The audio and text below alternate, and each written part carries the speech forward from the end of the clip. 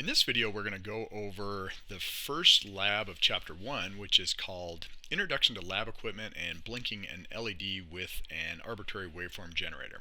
So the objective of this lab is to become familiar with the equipment that we will be using for the rest of the lab exercises, and that's going to include the basics of a breadboard, some of the parts in your parts kit, and also the analog discovery and the software that you'll need to install and to use the analog discovery and how to actually operate it. So the learning outcomes of this activity are, after completing this lab, you should be able to breadboard a simple LED resistor circuit.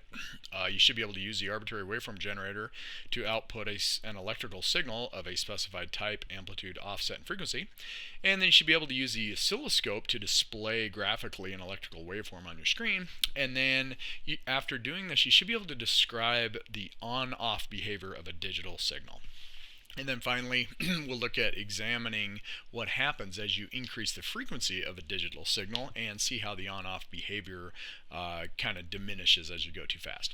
What you're going to need for this is your breadboard and your wires, as always. You're going to need the analog discovery 2. You'll need one red LED and one 150 ohm axial resistor, and we'll walk through what those are.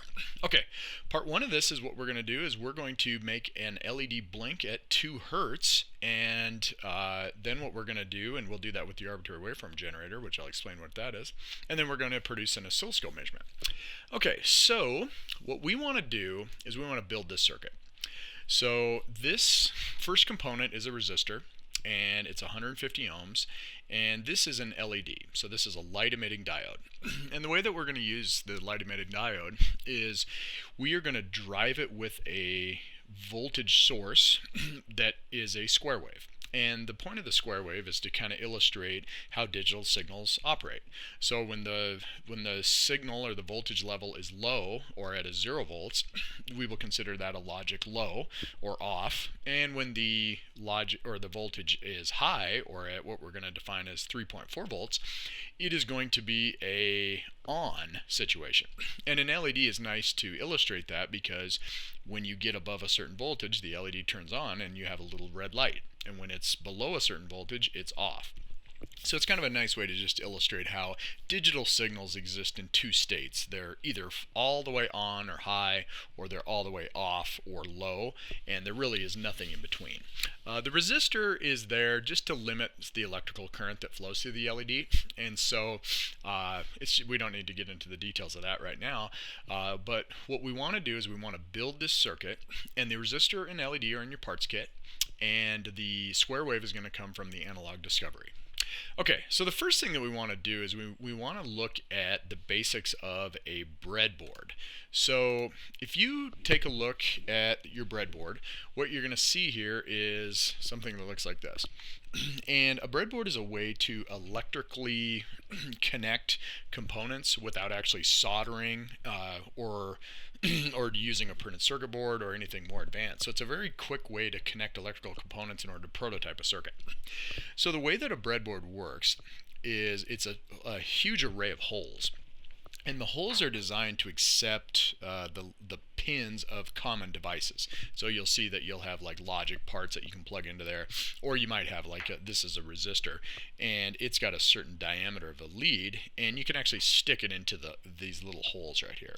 Okay, and the way that it works is you're going to see these sets of 5 holes right here, and you'll see groups of sets of 5. So for example, here's a set of 5, and then set of 5 horizontal, set of 5 horizontal, and these are all connected together. Okay, so if you plug something into one of these holes, it is electrically connected to something else plugged into that holes. Okay, and it's horizontally, these 5 hole sets are connected. They're not connected to the one beneath them or above them, so those are electrically isolated, but they are connected across this 5-hole set. And that makes it nice because you can come along and you could say, I want to connect a resistor to something, so I could plug in something into that hole, and then if I wanted to come in and plug something else into it, I could just plug it into the same hole, and all of a sudden those two are electrically connected. Alright, and then there's gaps in here in order to provide further isolation, and so it's just a really nice way to prototype circuits. One of the things that a breadboard has, though, is it has these vertical strips that run up and down the breadboard, and it's also got horizontal strips up here. And the red and blue lines indicate that this entire strip is connected together. So this entire red strip is connected together, and that's nice because you can come along and you can say, okay, I'm going to plug something in down here, maybe like a little wire, and then it'll be electrically connected to something up here. And it's a nice way to kind of distribute a common signal across the breadboard.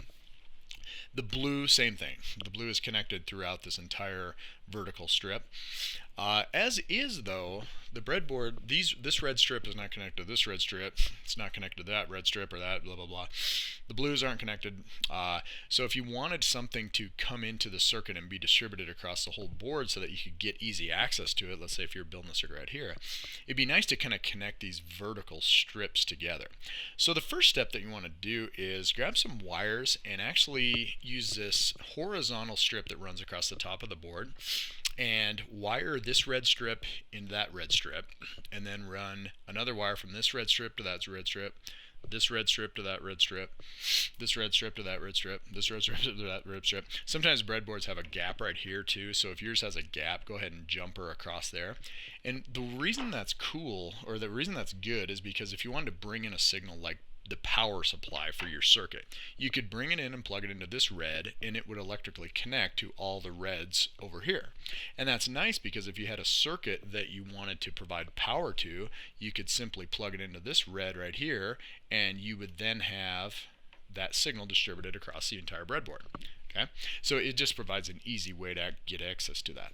Do the same thing for the blue, and that will be how we distribute the ground throughout the breadboard for easy access for your components. Okay, so that's the basics of a breadboard. And let's now take a look at building this circuit. The first thing we need is a resistor. Okay, so go into your parts kit and grab this 150 ohm coaxial resistor. Now, when you look at a coaxial resistor, it's an axial resistor actually.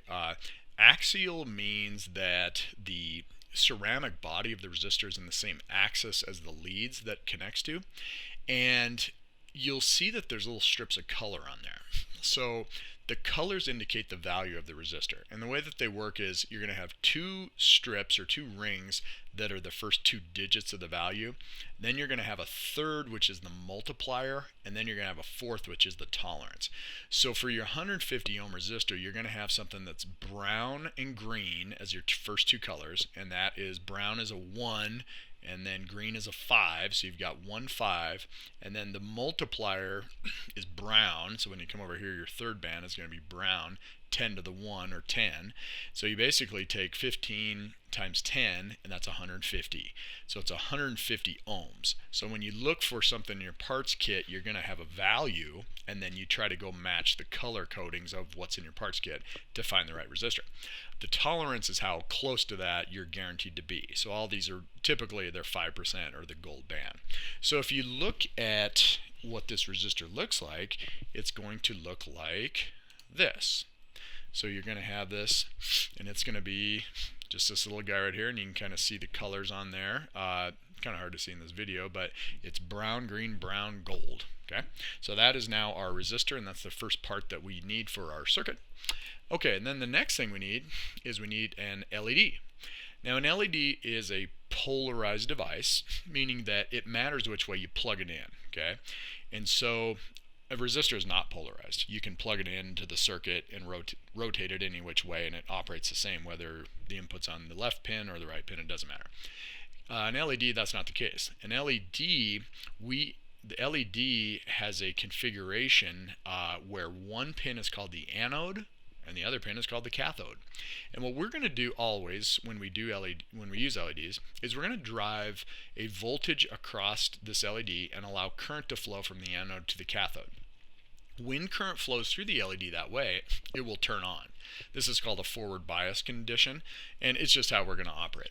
But what's more important is when you go try to pull out this LED, you need to be able to identify which is the anode and the cathode.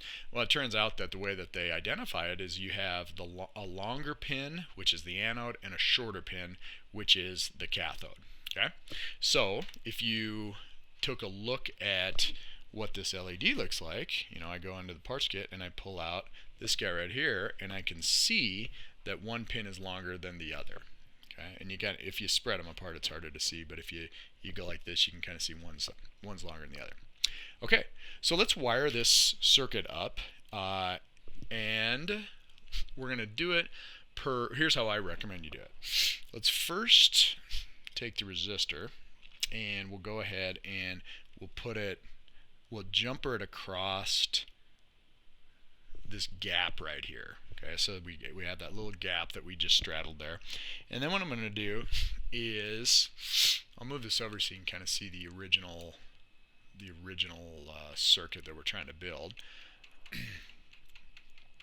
So that resistor is going to be that guy right there. And then what we'll have is we need the LED with the anode on top. And what I recommend is going ahead and sticking the longer one in the same strip as that resistor, and then the cathode down a little bit. And what you'll see here is they are now connected, and that's essentially this node right here. And then what we need to do is we need to bring the ground over to our ground strip. So I'm going to go ahead and put this strip right there into my ground, and now that's going to be considered the ground of the actual LED resistor circuit. Now, this is not the ground of anything else, so we still need to provide a common ground connection to the incoming waveform, which we'll get from the analog discovery. Okay, but we essentially have wired up the LED and the resistor at this point. Now what we need to do is we need to connect the arbitrary waveform generator, which is where the voltage comes from. So you'll see that you have your analog discovery right here. Now the analog discovery has a whole bunch of stuff on it, and we'll kind of walk through it as we go through these labs. The first thing we're going to use is an arbitrary waveform generator, and that's an output voltage. Okay, and they're on signals that are labeled W1 and W2. So if you go in here and you kind of pull these wires apart, you'll see that W1 is going to be yellow, and on the end of W1 is going to be a female receptacle, and you can interface this to your breadboard using 1/10 inch pin headers, or you can do it with actually using one of these wires. So these breadboard wires will plug into there, and then you can plug in. But you'll notice that you have these pin headers, and these are a very common pin header, and what you have is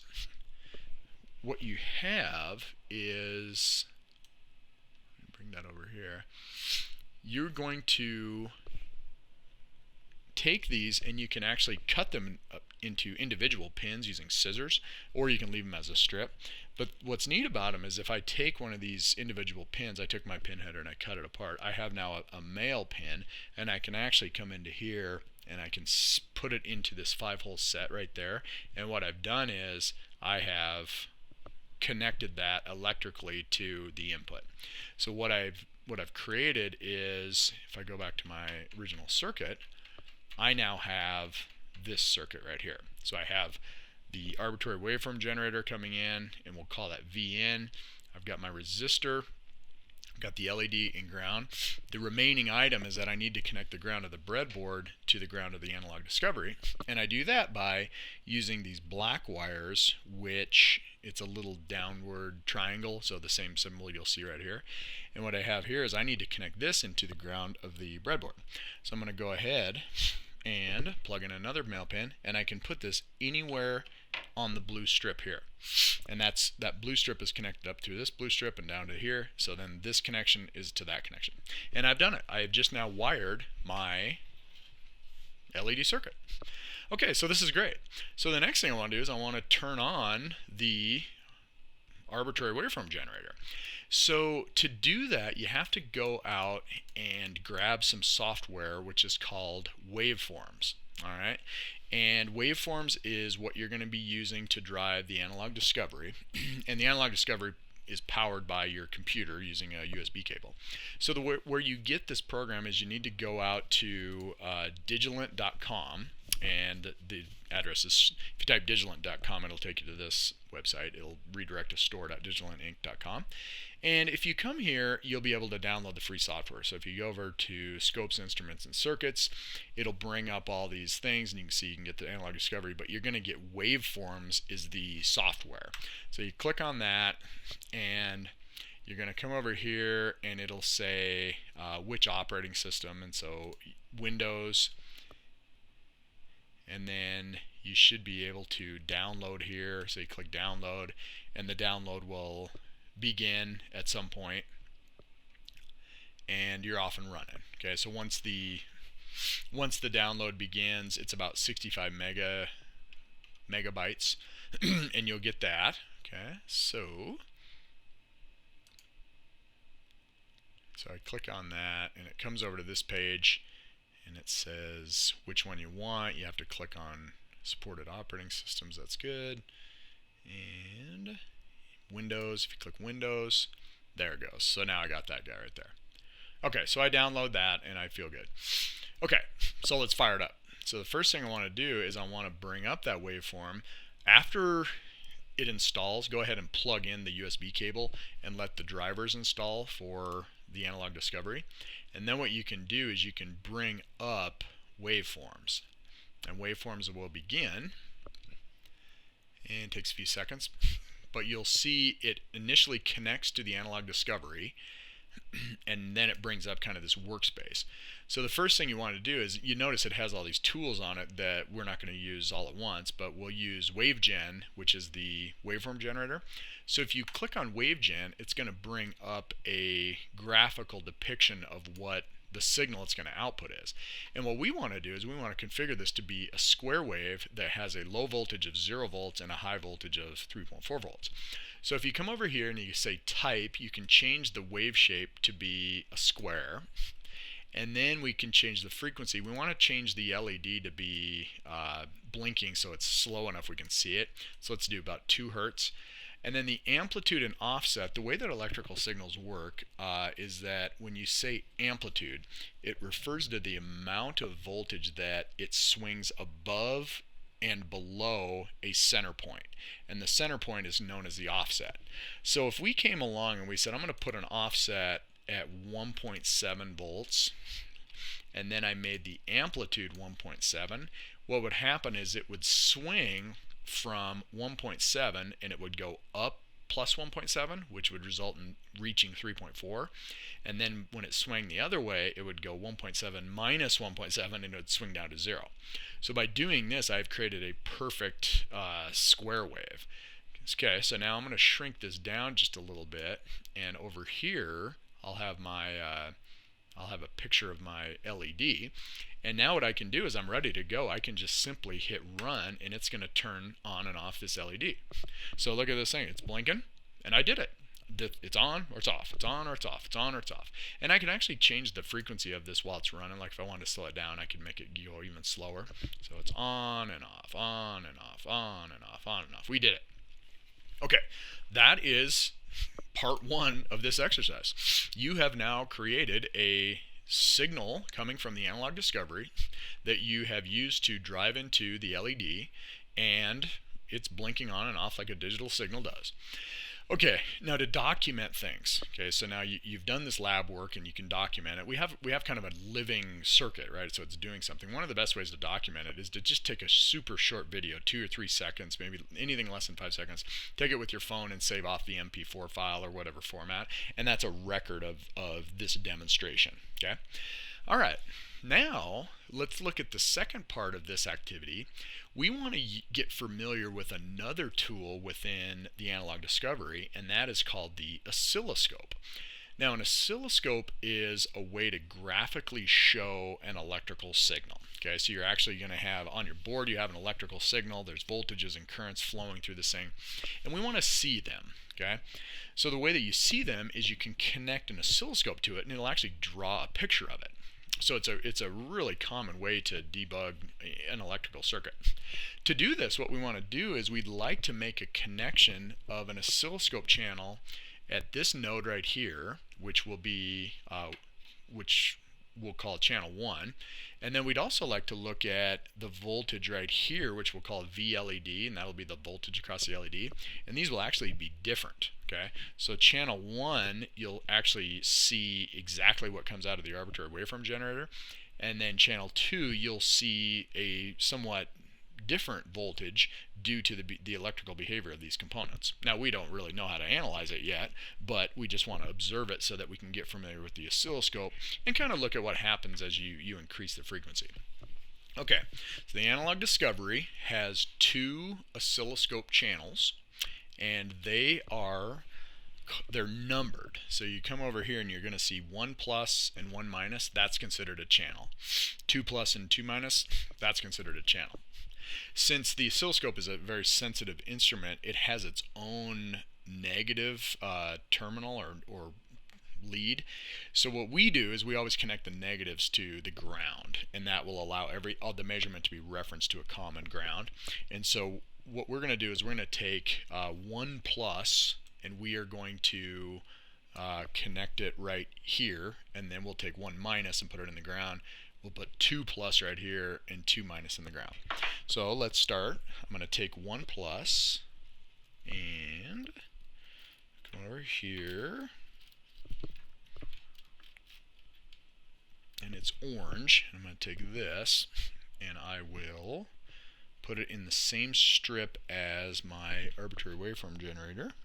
So I pop it right there, and then I'm going to take 2 plus, which is this, and I'll go grab another pin, and I will put it right here where I can measure between the resistor and the LED.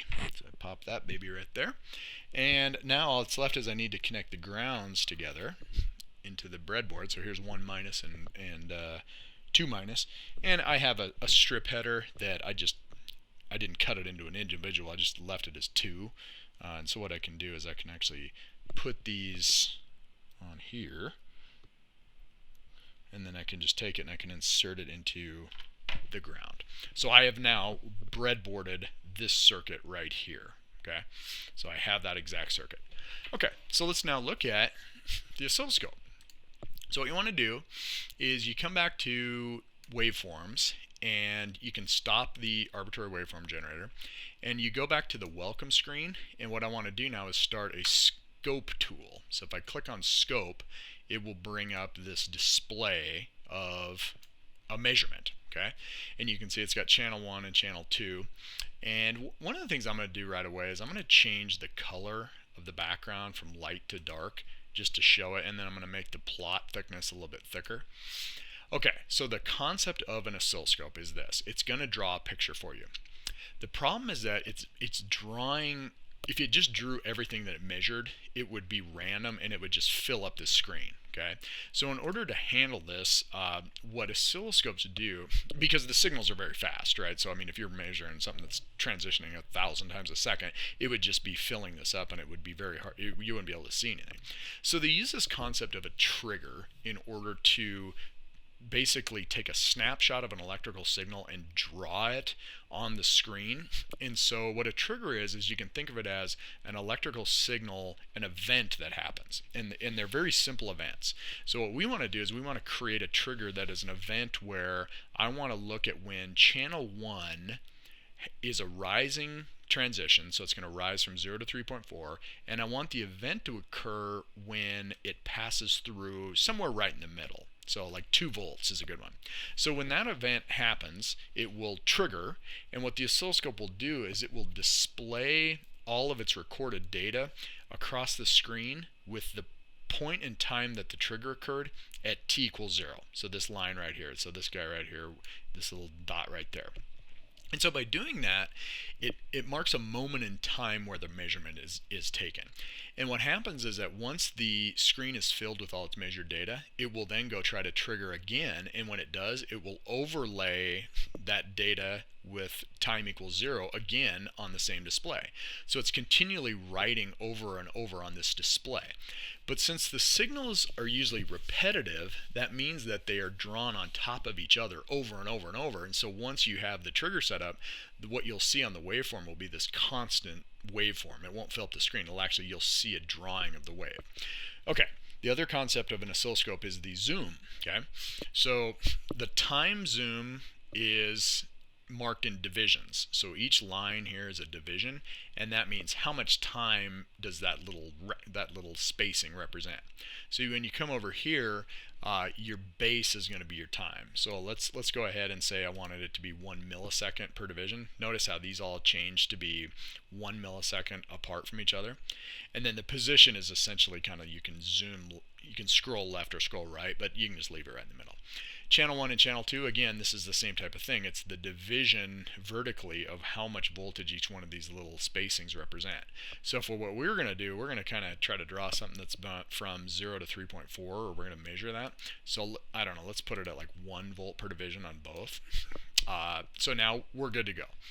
The only problem here is that this is super slow the way it is right now. I mean, we're like 1 second per. So if I do this, it's just going to be like 1001, it's up here, 1002, it's down here, 1001, it's up here, 1002. It's very boring. Usually oscilloscopes are used to measure something that's a little bit faster. So let's go ahead and go back to our wave gen, and let's kick this up to 1 kilohertz. So now it's going to transition 1,000 times every second. And that means it's fast to the point where if I run it, notice that the LED is on all the time. It's actually not on all the time. It's actually right in between. It's like trying to go so fast that it can't really shut off or on. And even if it is shutting on and off, I can't see it with my human eyes. So we have this signal that's going super fast. Now let's go over to the scope, and when it's ready to go, click on that tab, hit run. I accidentally just hit run, and here's what you see. So check this out. Now we have channel 1 is measuring our signal. It goes from 0 up to 3.4, and it's exactly what we would think. Notice that it repeats every 1 millisecond, which happens to be 1 kilohertz, and life is good. So this is the voltage that we see at this point right here, which is exactly what's coming out of the arbitrary waveform generator. Here's what's interesting though. Look at the blue one. The blue one is the point where the resistor and LED meet. Notice that it's the same wave shape, but it's a little bit smaller. So it actually has a lower voltage amplitude. So that's kind of interesting. You know, we don't know why, but it's just interesting to be able to see the real signals that are going in there. Okay, so the only other thing we really want to do is let's take a look at what happens when I speed this up even more and see, can we have this perfect on-off behavior for all time? So let's go back to the wave gen, and I can actually speed this up in real time. So let's go ahead and let's kick this up like 100 kilohertz. So now it's going 100 times faster. Notice that you can't even see the waves anymore. That's because we're zoomed too far out for how fast it's going. So I need to go over to my time base, and let's go ahead and divide that up. And you can see that, oh, now I can start to see it. Let's zoom out or zoom in even more. And there you go. Check this out though. You can kind of start to see that it's not, you're starting to see the first signs of like distortion. So it's like, yeah, it's not exactly perfect on or off. Maybe that indicates you can't increase the frequency forever. So let's go to 1 megahertz. I go back to the scope, and now we need to zoom in even more. So let's go to like 1 microsecond per division. And now it's starting to look really hairy. You're starting to really see that impure, impure wave shape. So let's go ahead and kick this all the way up to 5 megahertz. So now we're really screaming. And look at this now. So now you're at 0.1. Look at this behavior. This is nothing like this perfect on-off waveform that we saw before. And it's just an illustration of, okay, digital signals are great when they're on or off, but they begin to exhibit analog behavior if you go too fast. And this is the whole notion of trying to make circuits run faster and faster and faster. If they didn't do this, you could run computers at an infinite frequency. But they do start to distort, and at some point these signals will not look anything like an on or off, and they won't even be able to be determined as an on or off. And what happens is that the digital circuits won't work. So that's kind of the reason that computers have a maximum operating frequency. Okay, so that's it. So at this point what you want to do is you've made this nice measurement. Now what you want to do is you want to take a record of it to show that you did it. And so you can do that a couple different ways. You can do a snipping tool, which is a Windows-based thing where you basically just say new snip, and you can draw around here, and then you can have that and you can save it off as a JPEG, or you can do a print screen, and that's the second part of this activity. One thing you want to do though with your with waveforms is make sure to save this. So when you come back here, go File or workspace save, and you can actually come in here and you can save it as a digital workspace, and that way you save all your settings so that you don't have to reset up everything next time. Okay, so that is the lab, and after doing these activities, go ahead and look at the concept check and just to yourself kind of think about the following. Do you feel that you can breadboard a simple LED resistor circuit on your own now? Do you feel like you could set up an arbitrary waveform generator to output a signal with a specified type, amplitude, offset, and frequency? Do you feel like you could use an oscilloscope to display a waveform on a screen?